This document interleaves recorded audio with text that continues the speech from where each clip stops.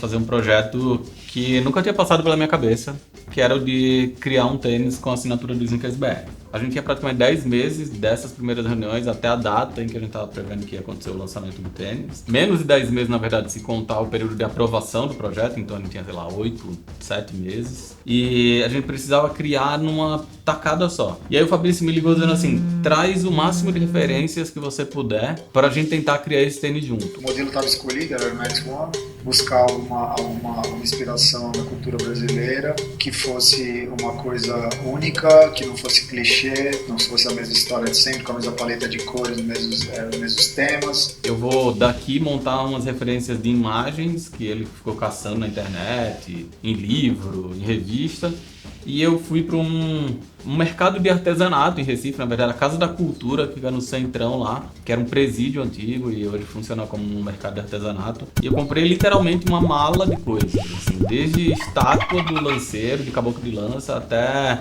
tecido de lantejola, renda, juta, outras coisas que pudessem ir nos ajudando a criar esse tênis. E dali começou a surgir, né? A paleta da peruca do lanceiro, que tem ali um pouco das cores de Pernambuco. A partir dali tentei buscar algumas cores que seriam predominantes, né? E como você lembra, tiveram algumas ideias, mas foi fácil chegar naquela combinação, na base da combinação, né? Que é uma cor mais neutra, meio conectada com essa história de artesanato, de material feito à mão, de juta e etc, né? Aquele off-white, que é um branco cru, né? E assim foi, a gente fez uma reunião que durou o dia inteiro. Eu lembro que a gente sentou de manhã lá em Alphaville, depois saiu para almoçar e acabou no final do dia. Mas a gente tinha uns sketches, o Fabrício tinha impresso uns sketches do Air Max 1 e lápis de cor e tal. E a gente ficou falando disso, ele ficou me perguntando um monte de coisa e eu lembro claramente, assim, de várias frases que eu disse que depois eu vi traduzidas no lanceiro de um jeito muito fiel, assim. Eu falei que eu queria um tênis que, quando você estivesse usando ele de calça e olhando de cima, ele fosse muito discreto. Então é por isso que o lanceiro tem essa mistura da camurça begezinha com mesh branco, mas que ele se revelasse quando você tivesse de shorts, então por isso a parte de cima do tênis é mais colorida e o Fabrício traduziu isso muito bem. A gente teve essa reunião de criação e aí logo depois o Fabrício já foi mandando os sketches, para mim estava tudo muito pronto, assim, a gente tinha duas opções, eu tinha pedido um efeito especial no swoosh, a gente falou, puta, será que vão aprovar essa coisa do efeito especial? O Fabrício viajou para Portland, ele foi lá na biblioteca de materiais e ele voltou com muita coisa pronta. Em dezembro de 2008 já a gente recebeu o primeiro round de amostras. E a gente fez mais uma reunião lá na Nike, e essa reunião teve a participação de outras pessoas que na época trabalhavam no time da Nike e que hoje ou não estão mais aqui no Brasil ou não estão mais trabalhando com a Nike, mas também foram muito importantes para o projeto acontecer.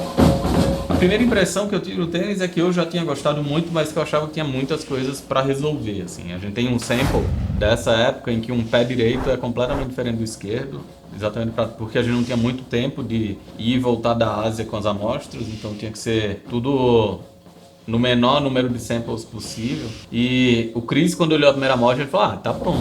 Eu me apaixonei por todas as amostras. E foi muito interessante trabalhar com pessoas que são tão obcecadas por detalhes como você e o Fabrício. O projeto em si era muito complexo e o detalhe era extremamente importante. O detalhe ele é extremamente relevante para o consumidor sneaker.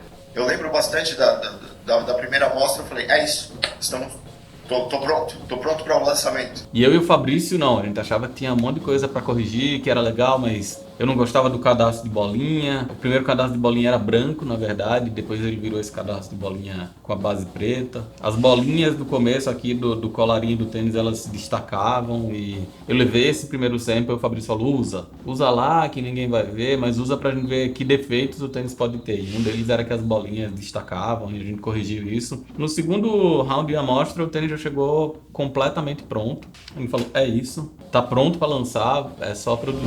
Ficou todo mundo muito animado, assim. A gente tinha que trabalhar agora na comunicação, na estratégia do lançamento, o que é que a gente ia fazer com ele aqui no Brasil, mas todo mundo estava muito empolgado, assim, empolgado em entregar um tênis legal, que era o primeiro Air Max feito aqui no Brasil. Tanto é que o plano inicial era que o tênis fosse lançado só aqui no Brasil. E alguém da Nike de fora viu o tênis e falou, não, então a gente tem que fazer uma outra distribuição e o tênis acabou sendo lançado em parte da Ásia, na América do Norte também. Então foi assim uma proposta irrecusável que se tornou o primeiro calçado, acho que desenvolvido, desenhado no Brasil para o mundo.